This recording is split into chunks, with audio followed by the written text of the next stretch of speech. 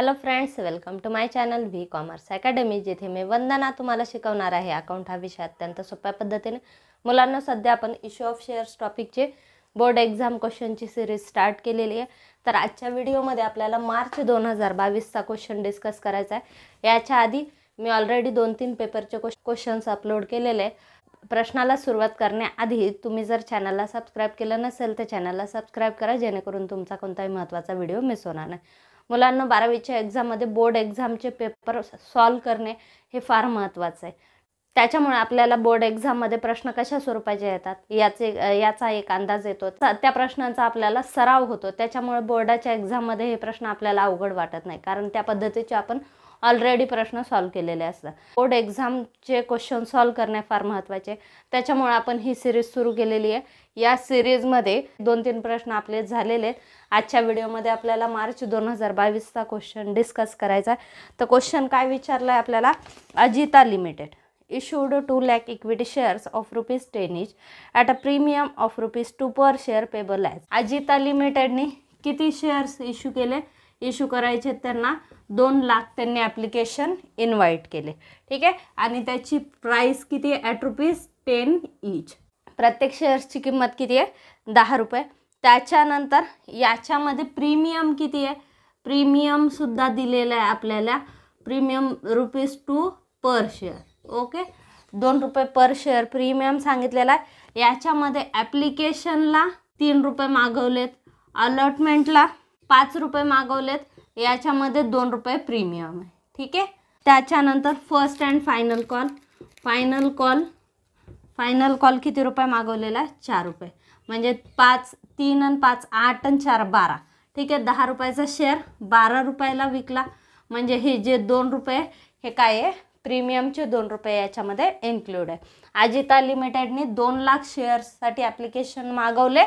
₹10चा शेअर ₹12ला विकला, म्हणजे ₹2 प्रीमियम याच्यामध्ये इन्क्लूड आहे. म्हणजेच इथे आपल्याला issue of shares at premium याचा पॉईंट दिलेला आहे. Application were received for 2,40,000 equity shares and pro rata allotment was made to all the applicants. आता या ठिकाणी ॲप्लिकेशन किती आले? ॲप्लिकेशन आले 2,40,000, ठीक आहे. आणि त्यांना कंपनीने काय ठरवलं? प्रो राटा अलॉटमेंट करायची. The excess application money was adjusted with allotment. Prerna who was allotted 400 shares. प्रेरणाकडे 400 शेअर्स आहेत, ठीक आहे. Fail to pay first and final call and her share were forfeited. मग तिने फायनल कॉल भरलेला नाही आहे, ठीक आहे. कोणता कॉल भरलेला नाही? फायनल कॉल तिने दिलेला नाही आहे. मग तिचे शेअर काय झाले? फॉरफिचर झाले. Pass necessary journal entries in the books of Ajita limited, ठीक आहे. आपल्याला अजिता लिमिटेडच्या बुक्समध्ये एंट्री पास करायचे. तर हा झाला प्रॉब्लेम. आता या प्रॉब्लेममध्ये एक नवीन पॉईंट आलेला आहे, प्रो राटा अलॉटमेंट, ठीक आहे. मग आधी प्रो राटा अलॉटमेंट म्हणजे काय ते समजून घ्या. आता या ठिकाणी बघा, कंपनीला इश्यू किती करायचे? शेअर्स 2 लाख शेअर्स इश्यू करायचे आणि ॲप्लिकेशन किती आले? 2,40,000. कंपनीला इश्यू किती करायचे शेअर्स? कंपनीला इश्यू करायचे 2 लाख शेअर्स, ठीक आहे. ॲप्लिकेशन किती आले? 2,40,000. 2 लाख शेअर्स कंपनीला इश्यू करायचे आहेत. ॲप्लिकेशन आले 2,40,000. मग यांना कंपनी काय करणार? ज्याने 240 शेअर मागवले त्यांना 200 शेअर्स कंपनी देणार, ठीक आहे. मग या रेशोला काय म्हणतात? Pro rata allotment. हिश्शाने अलॉटमेंट देणे, ठीक आहे. प्रो राटा म्हणजे काय? हिश्शाने. आता जेवढे शेअर्स एखाद्या व्यक्तीने 2,40,000 24 शेअर मागवले, तर त्याला 24चे 24 देणार नाही, कंपनी त्याला 20 शेअर देईल, ठीक आहे. ज्याने 12 शेअर मागवले त्याच प्रमाणात कंपनी त्याला किती देईल? 10 शेअर देईल. मग याला काय म्हणतात? Pro rata allotment. मग आता जर तुम्ही याचा रेशो काढला तर रेशो काय येतो? याला स्मॉल करा, ठीक आहे. 4×5 20, 4×6 24, ठीक आहे. म्हणजे ज्याने 6 शेअर मागवले त्यांना कंपनी किती देणार? 5 शेअर देणार, ठीक आहे. ज्याने 12 शेअर मागवले त्याला कंपनी किती देणार? 10 देणार. ज्याने 18 शेअर मागवले त्याला कंपनी किती देणार? त्या प्रमाणात त्याला शेअर देणार, ठीक आहे. 18 आणि इथे व्यस्त प्रमाण किती येईल? 15, ठीक आहे. 18ला 15. तर या पद्धतीने कंपनी काय करेल, शेअर अलॉट करेल. तर याला म्हणतात प्रोराटा अलॉटमेंट. मग आता ही जी प्रेरणा आहे 400, हिला 400 शेअर कंपनीने दिले. मग तिने ॲप्लिकेशन किती शेअर्सचं केलं ते आपल्याला काढावं लागेल. मग याच्यासाठी हे प्रोराटाचा पॉईंट दिलेला असतो. ठीक आहे, म्हणजेच आपल्याला प्रोराटा अलॉटमेंटने आपल्याला हिने किती ॲप्लिकेशन पाठवले, त्याच्यामुळं पैसे किती रिसिवड आहे, तर हा पॉईंट आपल्याला बघावा लागेल. ठीक आहे, आता हे झालं प्रोराटा अलॉटमेंट. म्हणजे काय, ज्या वेळेस आपल्याला एक्सेस ॲप्लिकेशन येतात, ओव्हर सबस्क्रिप्शन असतं. ठीक आहे, कंपनीने शेअर्स कमी मागवले पण जास्तीचे आले, त्यावेळेस ओव्हर सबस्क्रिप्शन येतात, तेव्हा कंपनी प्रोराटा अलॉटमेंट देते. प्रोराटा अलॉटमेंट म्हणजे ज्या व्यक्तीने जेवढे शेअर मागवले तेवढे त्याला देत नाही, याच्यासाठी त्याला किती शेअर्स द्यायचे याच्यासाठी प्रमाण निश्चित केलं जातं आणि त्या प्रमाणातच शेअर अलॉट केले जातात. ठीक आहे, मग याला म्हणतात प्रोराटा अलॉटमेंट.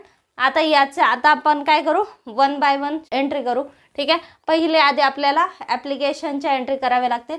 ॲप्लिकेशन मनी रिसिव्डची अजिता लिमिटेडने किती 2 लाख इक्विटी शेअर्स मागवले, ॲप्लिकेशन मागवले 10 रुपयाप्रमाणे. ॲप्लिकेशन किती आले, 2,40,000.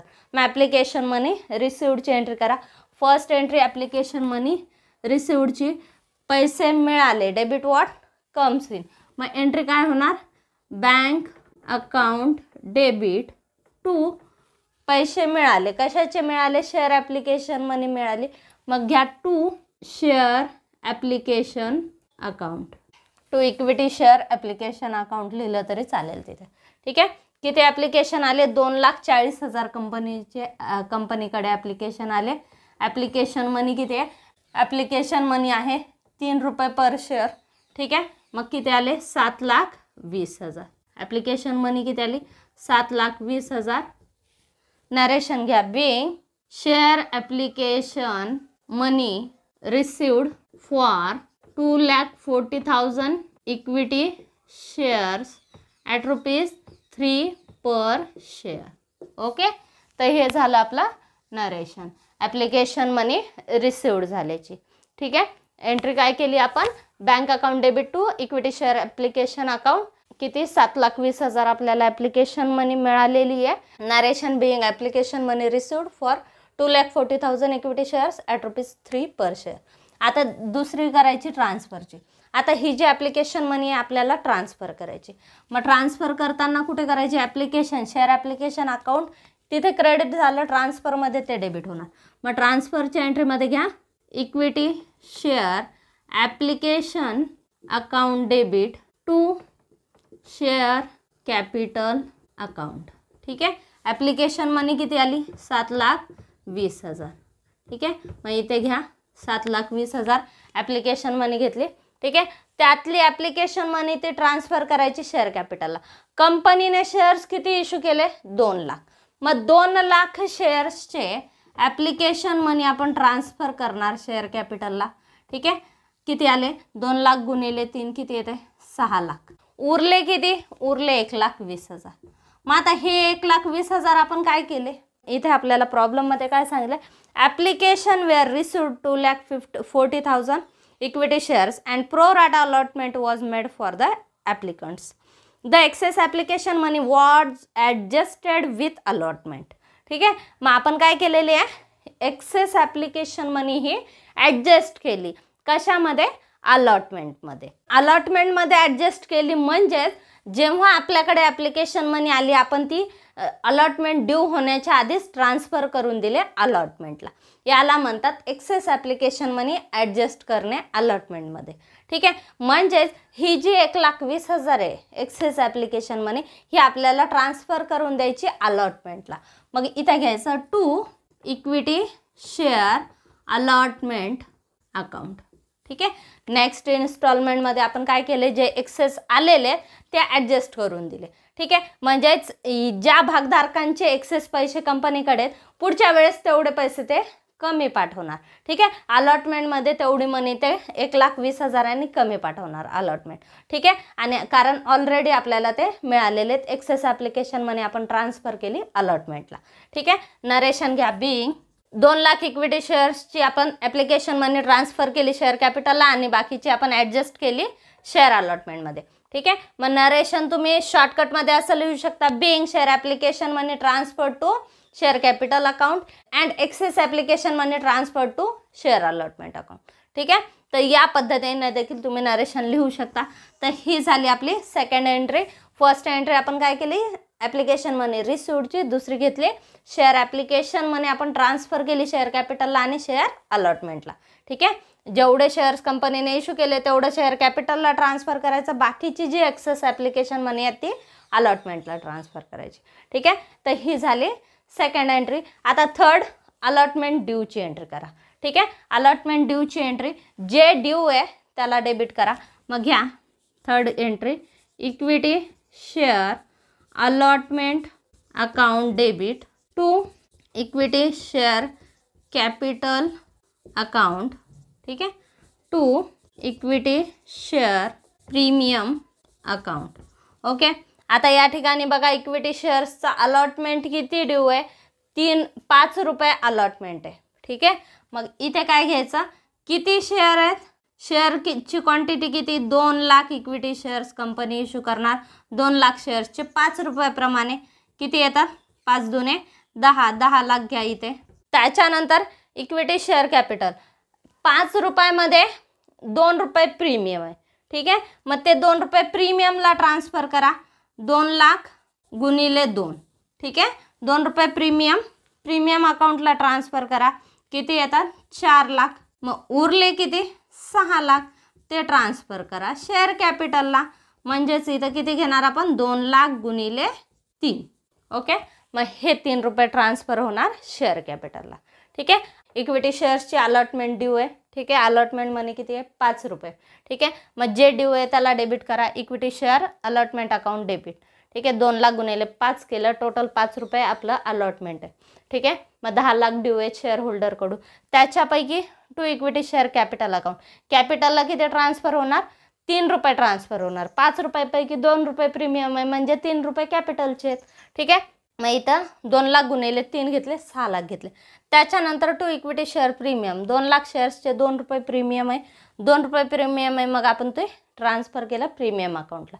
ठीक आहे. मग to equity share premium account, 10 रुपयाचा शेअर आहे, विकला कितीला, 12 रुपयाला. ठीक आहे. 2 रुपये जास्त घेतले आपण भागधारकाकडून, 2 रुपये जास्तीचे घेतले, म्हणजेच हा प्रीमियम आहे, म्हणजेच कॅपिटल गेन आहे. ठीक आहे. आणि अकाउंटिंगचा रूल आपल्याला काय सांगतो, गेन असेल तर क्रेडिट करा. त्याच्यामुळे आपण इक्विटी शेअर प्रीमियम अकाउंट इथे काय केलेलं आहे, क्रेडिट केलेलं. ठीक आहे. नरेशन घ्या, being allotment due with premium. त्याच्यानंतर ही ड्यूची झाली, चौथी रिसिव्हडची करा. आता आपल्याला पैसे मिळाले, डेबिट व्हॉट कम्स इन. ठीक आहे. पैसे मिळाले म्हणजे पैसे आले, बँक अकाउंट काय होईल इथे, डेबिट होणार. बँक अकाउंट डेबिट, पैसे आले. ठीक. टू कशाचे पैसे आले, अलॉटमेंटचे. To equity share allotment account. ठीक आहे. किती आले, आता 10 लाख रुपये येणं होतं. ठीक आहे. आपण ड्यू दाखवले 10 लाख रुपये, पण त्याच्यापैकी 1,20,000 ऑलरेडी आपल्याला मिळालेले. ठीक आहे. मागच्या कॉलमध्ये जे एक्सेस आले होते आपण ते अलॉटमेंट मिळालं म्हणून आधीच गृहीत धरलं. ठीक आहे. म्हणजे हे 1,20,000 परत येणार नाहीत, हे मायनस करून येणार. मग 10 लाखातून 1,20,000 मायनस करा, उरले किती, 8,80,000 रिसिव्ड दाखवा. 8,80,000 रिसिव्ड दाखवा. आता इथे बघा, शेअर अलॉटमेंट डेबिट कितीने झालं, 10 लाखांनी झालं. बघा, शेअर अलॉटमेंट डेबिट 10 झालं, 10 लाखांनी. इथे क्रेडिट कितीने झालं, 8,80,000. आणि इथे क्रेडिट कितीने झालं बघा, 1,20,000. टोटल किती झाले, 10 लाख. ठीक आहे. म्हणजे शेअर अलॉटमेंट अकाउंट आपलं क्लोज झालेलं आहे. आपण जे शेअर इक्विटी शेअर्सची एक्सेस ॲप्लिकेशन मनी आपण अलॉटमेंट अगेन्स्ट काय केले होते, ॲडजस्ट केली होती. म्हणजेच आपण ती अलॉटमेंट मिळालं म्हणून गृहीत धरलं, आता ती रिसिव्ड दाखवली. मग ती मायनस करून बाकीची रिसिव्ड दाखवायची. इथं परत 10 लाख रिसिव्ड दाखवायचे नाही. वरचे जे एक्सेस ॲप्लिकेशन मनी आपण अलॉटमेंटला ट्रान्सफर केलेली असते ती इथून आधी मायनस करायची ह्या 10 लाखातून आणि बाकीची रिसिव्ड दाखवायची. ठीक आहे. नरेशन घ्या, बिंग अलॉटमेंट मनी रिसिव्ड. ठीक आहे. ही झाली ॲप्लिकेशन मनी रिसिव्डची एंट्री. त्याच्यानंतर आता काय करायचं, ॲप्लिकेशन मनी रिसिव्ड झाली. आता फायनल कॉल ड्यूची दाखवायची. ठीक आहे. फायनल कॉल ड्यूची दाखवा. आपल्याला फायनल कॉल ड्यू आहे, जे ड्यू आहे त्याला डेबिट करा. मग फायनल कॉल अकाउंट काय होईल, डेबिट. आता 5वी एंट्री आपण काय घेतली, फायनल कॉल ड्यूची एंट्री घेतली. Equity share final call account debit to equity share capital account. ठीक आहे, किती ड्यू होता, 8 लाख रुपये आपला फायनल कॉल ड्यू होता. Okay, narration being equity share final call due. Okay, तर ही ड्यूची एंट्री घेतली. ड्यूची झाल्यावर नेक्स्ट कशाची करायची, रिसिव्डची करायची. आता फायनल कॉलचे पैसे मिळाले, डेबिट वॉट कम्स इन. मग एंट्री काय करायची, पैसे मिळाले, बँक अकाउंट काय होणार, बँक अकाउंट डेबिट.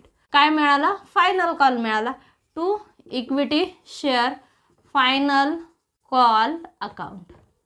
ठीक आहे, आता या ठिकाणी ड्यू किती होते, 8 लाख. ठीक आहे, मग तेवढे मिळाले का, तेवढे मिळाले नाही. आपल्याला प्रॉब्लेममध्ये काय सांगितलंय, प्रेरणाकडे 400 शेअर आहेत, प्रेरणाने त्याचा फायनल कॉल भरलेला नाहीये. ठीक आहे, प्रेरणाकडे किती शेअर्स आहेत, 400 शेअर्सचे किती रुपये ड्यू होते, फायनल कॉल आपला किती आहे, 4 रुपये. ठीक आहे, म्हणजे 4 म्हणजेच 4 चौक 16. ठीक आहे, म्हणजे तिने 1600 रुपये भरलेले नाही आहेत. बाकीच्यांनी भरले, फक्त प्रेरणा सोडली, प्रेरणाकडे 400 शेअर्स आहे, त्याचा तिने फायनल कॉल भरलेला नाही, बाकीच्या सगळ्या लोकांनी फायनल कॉल भरलेला आहे. ओके, म्हणजेच 8 लाखातून हे 1600 आपल्याला मायनस करावे लागतील.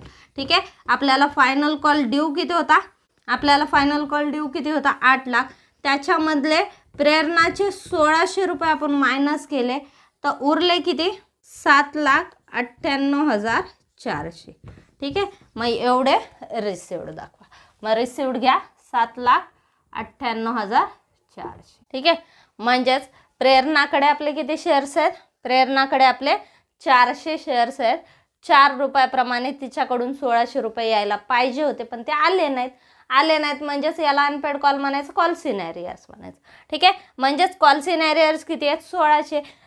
जे ड्यू अमाऊंट आहे त्यातून न आलेले पैसे मायनस करा, हे झाले रिसिव्ड. रिसिव्ड किती आले, 7,98,400. मग फायनल कॉल रिसिव्ड किती दाखवायचा, 7,98,400.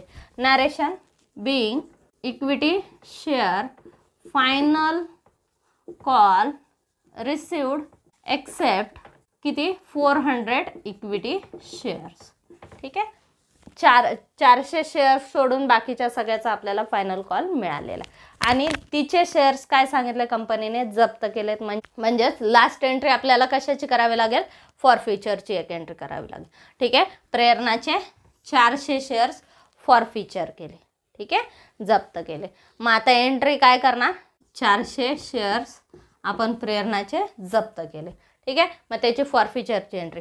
फॉरफिचरच्या एंट्रीमध्ये आधी एंट्रीमध्ये आपण शेअर कॅपिटल बघा क्रेडिट केलेलं असतं, जप्त केलं म्हणजे ते शेअर आपल्याला कॅन्सल करायचे. मग शेअर कॅपिटल काय होतं, डेबिट होतं. मग फॉरफिचरची एंट्री काय, equity share capital account debit. किती शेअर्स जप्त केले, 400 शेअर्स. शेअर्सची फेस व्हॅल्यू काय, 10 रुपये. ठीक आहे, मग इथे किती येणार, 4000. To unpaid call account. ठीक आहे, अनपेड कॉल म्हणजेच फायनल कॉल अनपेड आहे.